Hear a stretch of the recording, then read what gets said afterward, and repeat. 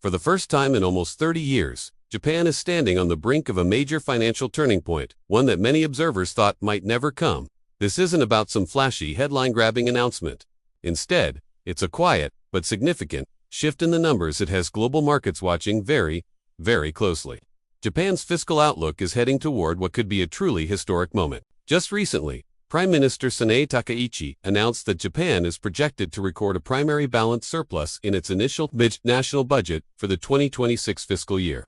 Now, if this actually happens, it would be the country's first primary surplus since 1998. Think about that for a second. It would bring an end to more than 27 years of continuous deficits. According to Japan's finance ministry, the projected surplus at the national level is expected to hit around 1.34 trillion yen. This figure is based on the central government's initial budget numbers. So it doesn't even include local government finances or any potential spending adjustments that might happen later in the year. The Cabinet Office is set to release a more complete fiscal picture in the coming months. But here's the thing. Local governments have actually been contributing positively to the overall balance in recent years. So, unless some major new spending measures are introduced, the general expectation is that the overall fiscal position will remain in surplus. Now, let's talk about the 2026 budget itself, because it's a fascinating balancing act. Approved just this week, the budget comes in at a record-breaking 122.3 trillion yen, making it one of the largest in Japan's history. But here's the clever part. Despite this massive size, the government has actually managed to reduce the amount of new government bonds it needs to issue compared to last year. How did they pull that off? The answer, in large part, is surprisingly strong tax revenue. A healthier economy and better tax collection have limited the need for more borrowing. Prime Minister Takaichi has been clear about the goal here. She's emphasized that this budget is designed to both support economic activity and strengthen long-term fiscal sustainability. This message is incredibly important. Naturally, financial markets are paying extremely close attention to all of this. We've seen government bond yields rising, with 10-year Japanese government bonds recently hitting around 2.1%, the highest they've been since 1998. This shows just how sensitive investors are to any hints about Japan's fiscal direction.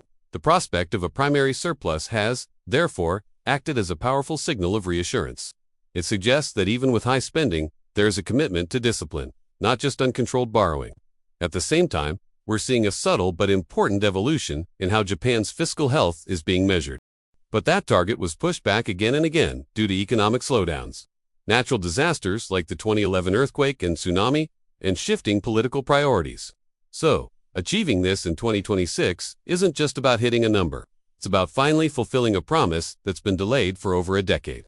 So, what are the key factors driving this change? First, as we mentioned, strong tax revenue growth has been a game changer. It directly reduces the need to issue new debt, which eases a lot of pressure on the bond market. Second, inflation has been an indirect helper. By boosting nominal GDP, it makes those key fiscal ratios, like debt-to-GDP, look better on paper. Of course, this isn't a long-term structural fix. On its own, use still needs sustained policy, discipline, but it certainly helps the current picture. Markets seem to be reacting to this mix of factors with a sense of cautious optimism. Instead of being spooked by the high spending levels, investors are focusing on the strong revenues and the restraint in new borrowing. If Japan can maintain it, this return to a primary surplus could truly mark a new chapter in the country's fiscal story.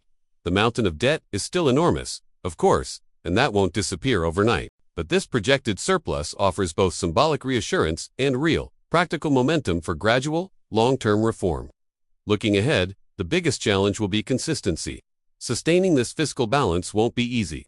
It will require a lot of adaptability, careful coordination between different parts of the government, and the ability to respond to both global economic uncertainties and a whole range of domestic priorities. But for now, it feels like Japan's fiscal path is entering a new and very different phase.